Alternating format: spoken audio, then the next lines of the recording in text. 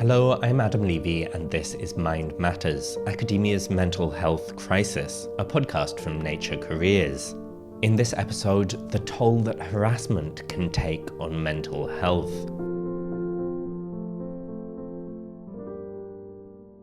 Throughout this series, researchers we've spoken with have emphasized the importance of social environment, inside and outside of academia, for safeguarding their mental health. But some researchers not only struggle to find support, but also face open hostility through their work. This can come, for example, in the form of discrimination, and later in the episode we'll be speaking with a researcher about their experiences and the lessons they draw from them.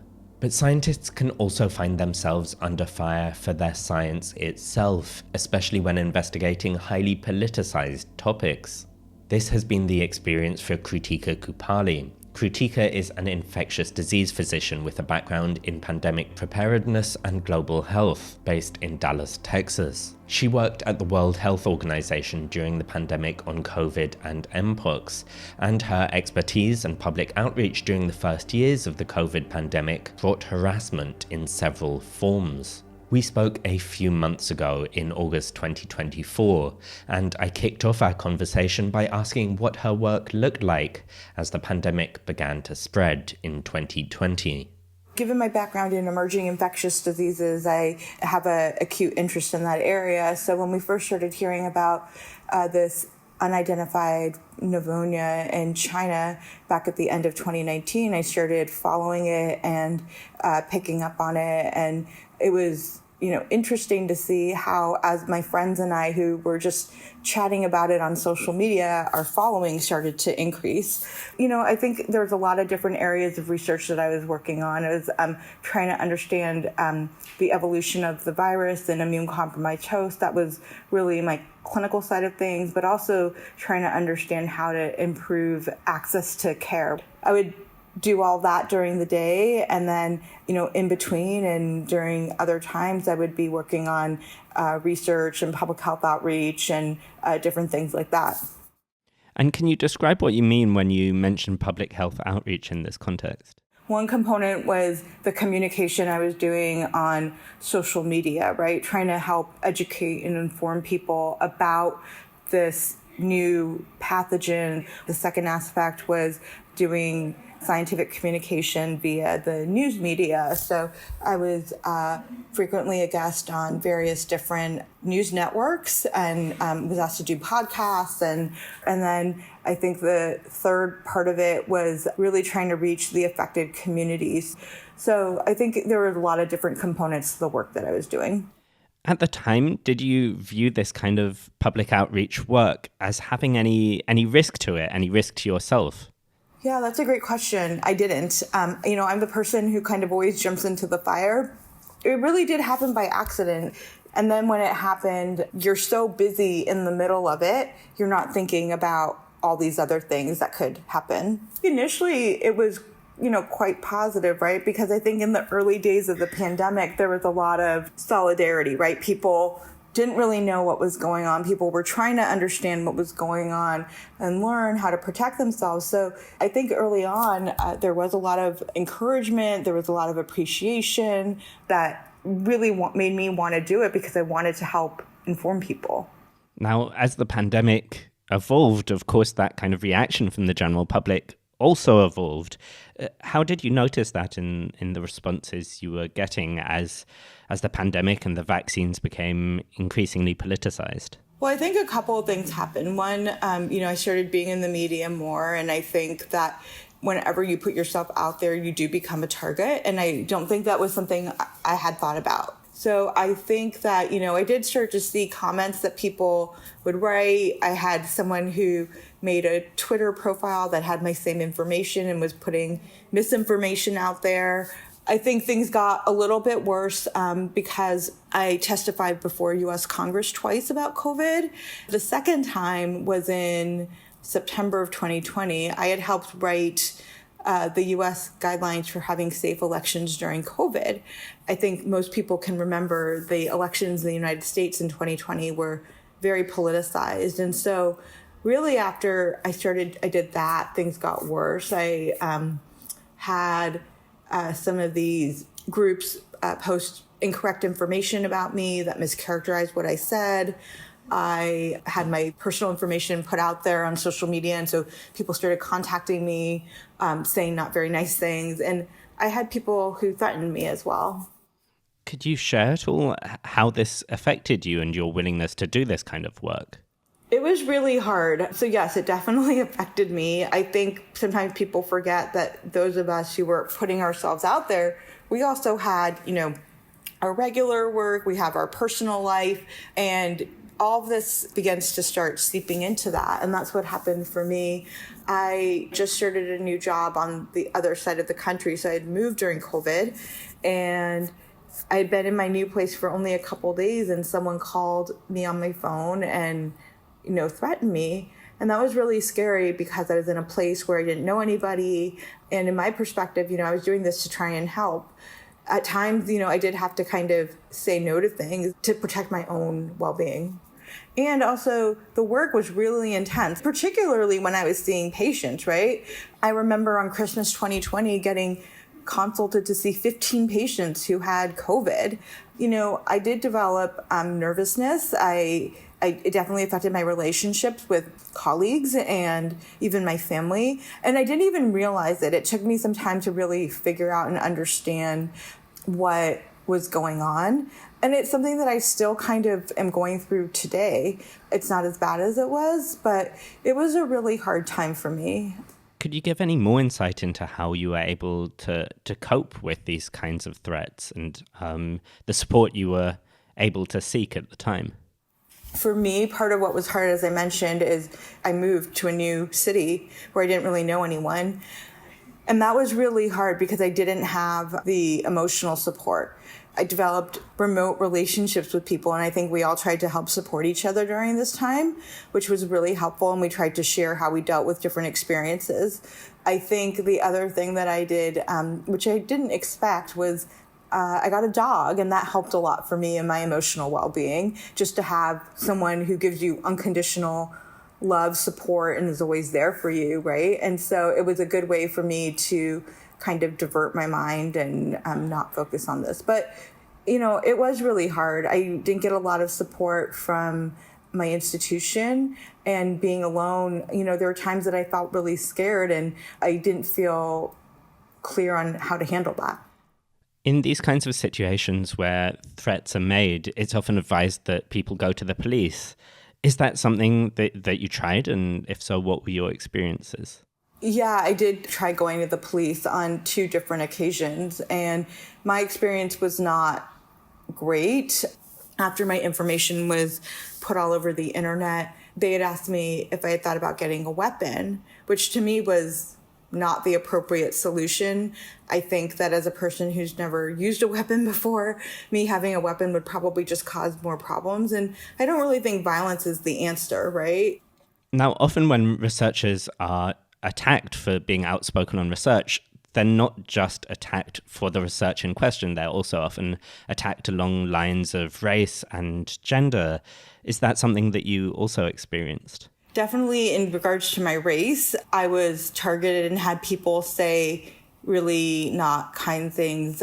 They, made assumptions about where I'm from, saying go back to your own home. I don't want to listen to some person who is from another country. I mean, just really horrible things that, quite frankly, I probably blocked out now.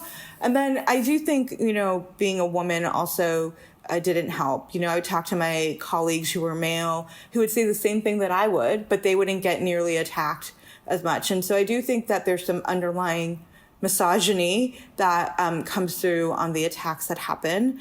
And that makes it hard, right? It's hard enough to be out there doing this. And I do think in the way that women are attacked, our credibility is undermined.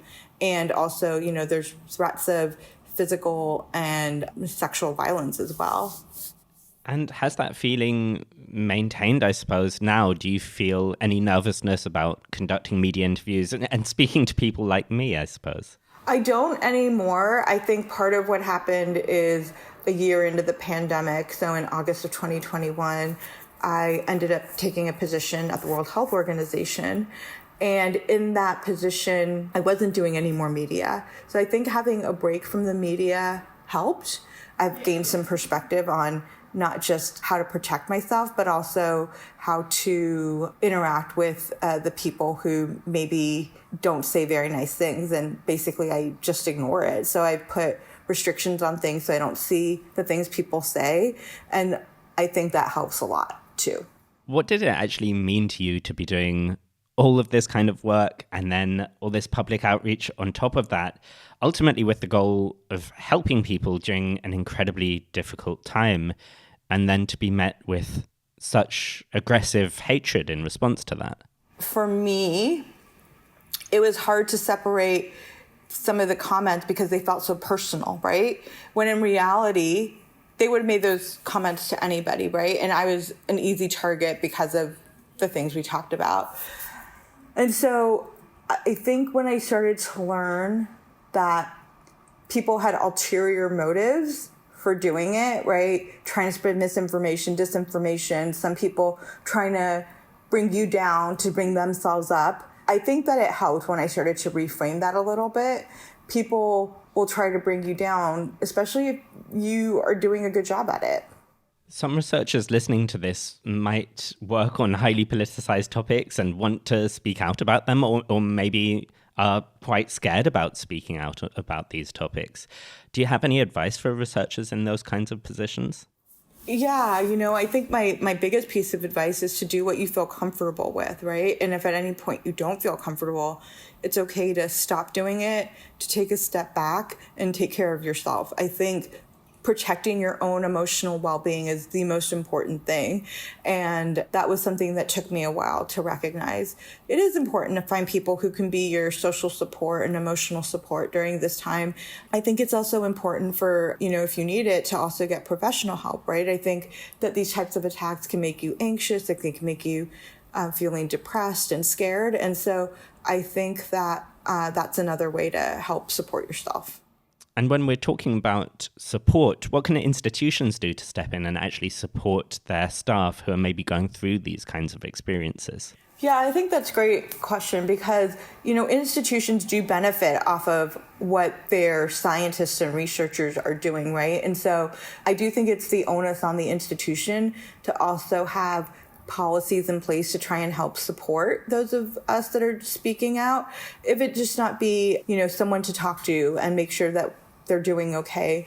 In certain situations, the harassment can come to people at their institution, and I think there needs to be a zero tolerance policy for that as well. But I think it's important for institutions really to pay attention to how individuals who are engaging in media and social media are being treated. I've heard of stories of colleagues who felt very isolated, who struggled very significantly with mental health. And I think this is something that really isn't talked about much, right? Like how significantly it impacted people. It's hard for people to admit any of that publicly.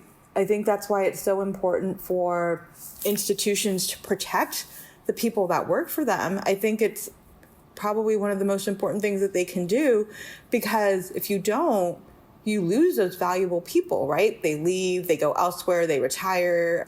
And that's really sad because you lose that valuable technical expertise. And so you have less of those people and more of the other people having their voices heard.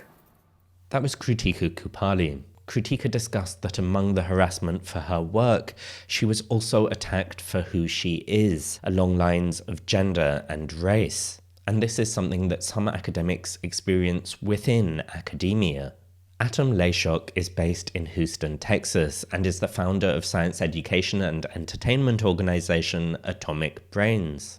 They are trans non-binary, which means they don't identify with the gender they were assigned at birth and do not identify entirely as either man or woman. Being open about their gender, as well as actively working in support of diversity, equity, and inclusion, has brought profound challenges.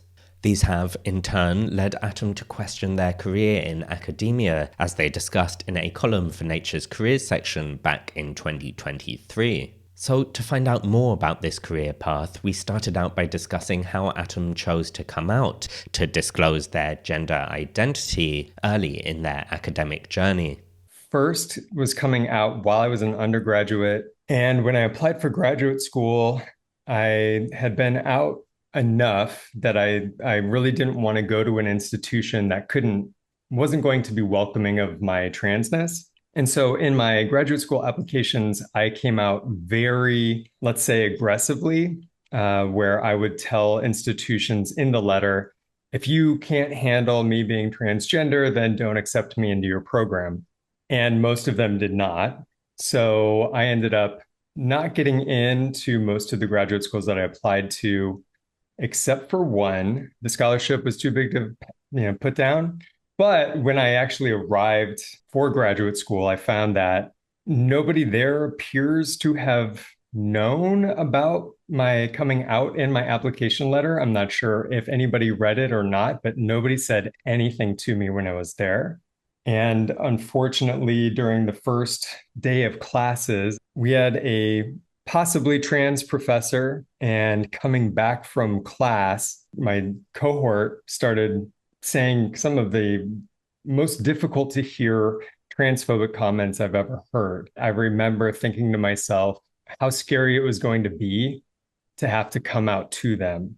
And so I decided to stay closeted while in graduate school for safety purposes, even though on the side I was going out to this rural clinic and secretly starting my gender transition. And then, of course, now at this point, you're, speaking to me, you've penned a piece for Nature's Careers column. It's very much a part of your, I suppose, public profile. How did you get from that point at the beginning of your graduate degree to this point today, in terms of how visible you are? Yeah, that was a slow process as well. So I was in graduate school for 6 years. And then for a postdoc, I moved to a bigger city. So the first few years, I was very much stressed out about my perception in the workplace. And so I stayed closeted for about a year and a half before I really just got the courage to say, life's too short to be closeted about this. I'm in a very supportive community in this larger city. And I thought to myself, I don't see a lot of other scientists expressing this kind of gender fluidity or gender non-binariness. It's time for me to be out and more public with this and kind of risk that perception from the research community in order to make head ground for people to see more people like me. You describe it right there as a risk. Is that something that was realized, that people's perception of you shifted as you came out more publicly? I could see that people navigated interactions with me in a very different way. For some people, I think it opened the door for them to have a more genuine connection with me, turned into a situation where I felt like a safe place for people to come to and bring their whole selves to the workplace. And I think among my peers and among my mentees in particular, they felt safe with me. My identity and the fear that I would say more established researchers felt about potential of misgendering me or not being able to interact with me in a way that they historically felt safe interacting with somebody. And especially when I was a postdoc on the job market looking for a faculty position, there was some conversations that I was kind of privy to. Some professors at a conference that I was at, they were attending a panel about racial inclusivity in the research community.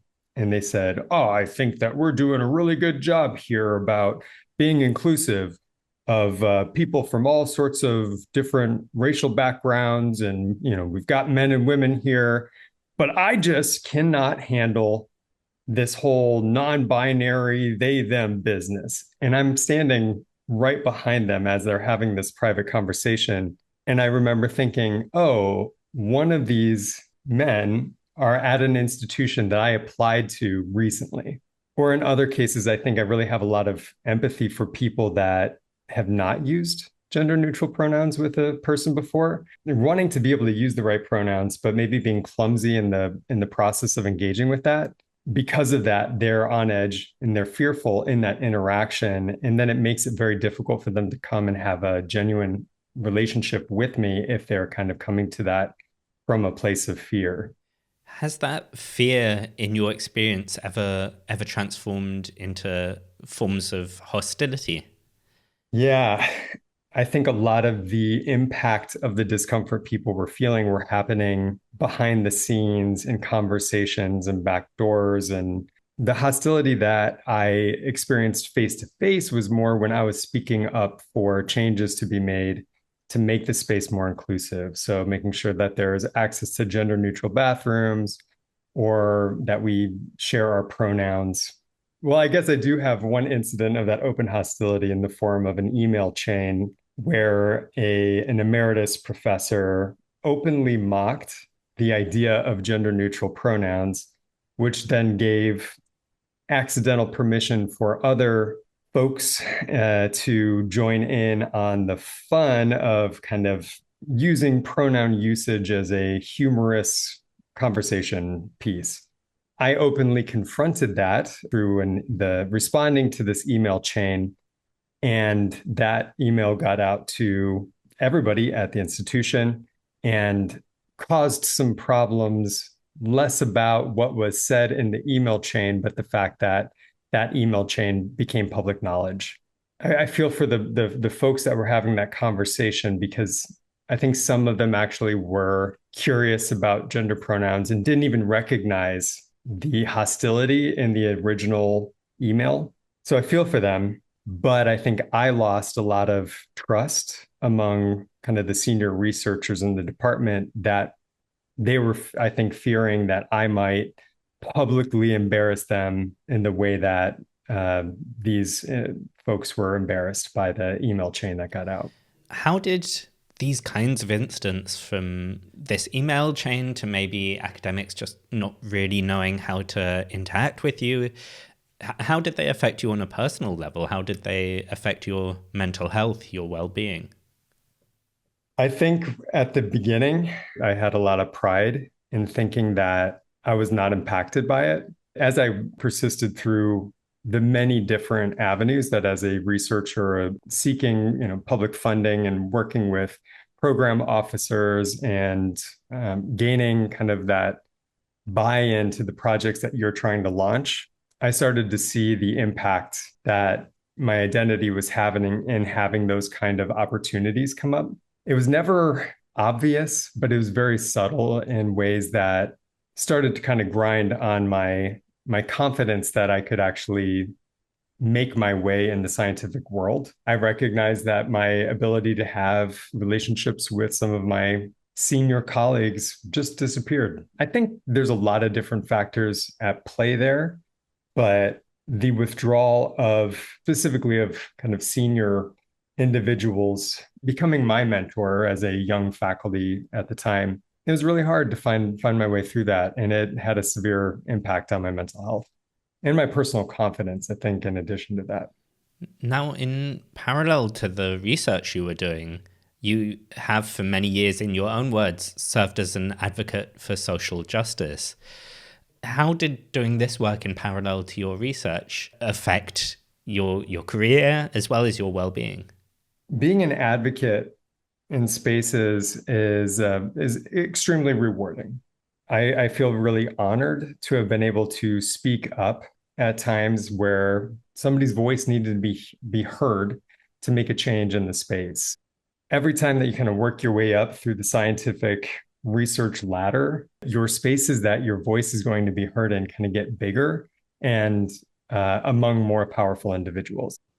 When you are, say, a new postdoc, it's really hard to put yourself out there and speak up about something, especially when it goes contrary to the people that are more senior and more powerful in that space. Because when you do speak up about that, that hierarchy gets challenged in a way. And what I wish that a lot of the more powerful individuals in those spaces did was welcome that feedback and welcome hearing dissenting views rather than reacting from a defensive view or even withdrawing from an individual that's challenging that power. the biggest impact that it had on me was just never feeling welcomed by the whole of the institution. When I was going through annual review, I knew that the only people voting on my merit on an annual basis were the more senior faculty. And as it started to become obvious that I didn't get buy-in from senior faculty, it became really obvious that this was not the place that I was going to be able to successfully navigate my career in academia. Like over time, I think I felt very lonely and isolated. What did you do during this time to safeguard your own mental health as best you could? So, in addition to kind of the larger feeling of unwelcomeness in the institution that I was at, I was having some very challenging interactions with some individuals and looking for somebody to help me with the communication or with resolving or finding some kind of resolution to those conflicts. Unfortunately, I never got that help that I needed. And again, rather than anybody reaching out to me to say, hey, how can we help you feel more comfortable in this space? People just left me to kind of float out in space on my own. And the impact of this kind of, these negative interactions and the larger withdrawal really put me into a space of, I would say, depression and hopelessness. My mental health got bad enough that I needed to take a leave of absence for a month. In that time, I was really reflecting on whether or not academia was going to be a long-term home for me, even though I'd been there for 20 some years. But I'm really glad that I stepped away from that space, even though it felt like I couldn't do that without it completely tanking my career. I think having stepped away for a little while, I'm recognizing that my career is way more resilient than that. I don't necessarily need to hold on to an unwelcoming institution in order to get by. Now, of course, a lot of what we've been speaking about has centered around gender identity and transness. But do you have any advice for other academics who are marginalized, perhaps also on the basis of gender identity, but perhaps also based on disability, on race, on how they can navigate academia? Absolutely. I think ultimately, I think it's asking for what you want and asking for what you need is so important in that space. One of the things that I saw was we had a student that really needed a quiet space to escape kind of the pandemonium of a laboratory environment from time to time in order for their mental health. I think they were kind of shy about asking for it themselves, but when they got the ear of a faculty member, I thought to myself, oh, well, we can ask for that. And sure enough, when we asked for it, it was something that we were able to find space to do. And a lot of other people really valued having that space to go to recharge before going back into the lab space. As scary as it is to ask for what you need, the institution, I think, is not capable of reading your mind or to knowing and being able to predict exactly what everybody needs. And that I think we need to normalize asking for what you want and asking for what you need in these spaces. Now, what's really come through from your personal experiences was at times feeling isolated in certain situations. So what then should, I suppose, other researchers, allies be doing to help support their fellow academics who are marginalized in one way or another? I think the dynamic goes both ways. We've got the mentees or the junior individuals needing to ask for what they want. And we also need people with power or supervisors or mentors to ask their mentees or junior folks, what do you need? And creating that space for people to speak up about things that they might be shy about talking about. But if you're not having that conversation, you can't hear or respond in a way that makes people feel heard. We should have a conversation about what's going to make this a better space to work in. Now, political organizations around the world are increasingly scapegoating trans people and more broadly LGBTQ plus people. What can academic institutions do to try, I suppose, to offset this, to protect trans and LGBTQ plus researchers as much as possible, despite this political headwind? So I'm currently residing in Texas, and this weekend I was chatting with some individuals that are at state universities here, where their LGBTQ centers can no longer exist on campus. They can't receive campus funding. The biggest thing I would say for folks that are within these institutions that no longer have that safe space on campus is to make sure that we're investing in organizing and getting together off campus. And I think as faculty, or if you're creating kind of communities and departments or research centers, making sure that you're in vocal support, even if you can't provide the physical space support. I think that to me is going to be where strength and solidarity really is found, is in those face-to-face community meetings. At the institutions, I know there's all sorts of legal aspects that could or could not happen over the forthcoming years. Finding ways to navigate some of these rules that doesn't break the law, but still supports the environment and the community at large. What's your dream academic institution in terms of how that institution tackles harassment of the members that make up that institution? Oh, my dream vision for academia. That's a hard question because I've seen and I've been a part of some really amazing research groups. The thing that those communities had in common was that the hierarchy within the space was dissolved in a way, or is more fluid. We treated each other like peers rather than boss talks, postdocs talk, everybody else listens. I think one of my buddies and I used to talk about when we'd kind of pick apart each other's research, we said it was tempering each other's steel. So your science gets better when I can kind of poke it. That I think that same kind of engagement needs to happen in research communities around how are we developing this community space? How are we creating the institution?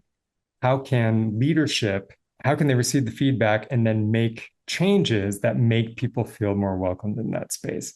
And I think for me, at the center of everything is humility and communication.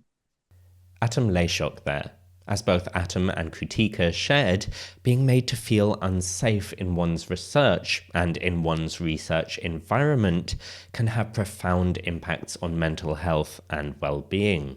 Another researcher I spoke with, Ruth Cerezo-Mota of the National Autonomous University of Mexico, shared her fears that her place of work might try to force her out for publicly criticizing Mexico's new president's environmental policies. It depends of the time of the day. So like sometimes it's like, I don't care. I don't regret anything. And if they're going to fire me because of that, then it's fine. But then I get like really worried and then start to have panic attacks. Like, what if they actually succeed to fire me? But it's like, do I really want to go through that? Do I really want to be in a place that they clearly don't want me? But then it's not that easy to get a job in academia. So it stresses me, it worries me, and I don't know if I'm going to have money next year. Yeah, it can be a little bit too much to be in my mind. And we'll hear more from Ruth in next week's episode, looking at how researching environmental destruction can impact the mental health of scientists. Until then, this has been Mind Matters, Academia's Mental Health Crisis, a podcast from Nature Careers. Thanks for listening. I'm Adam Levy.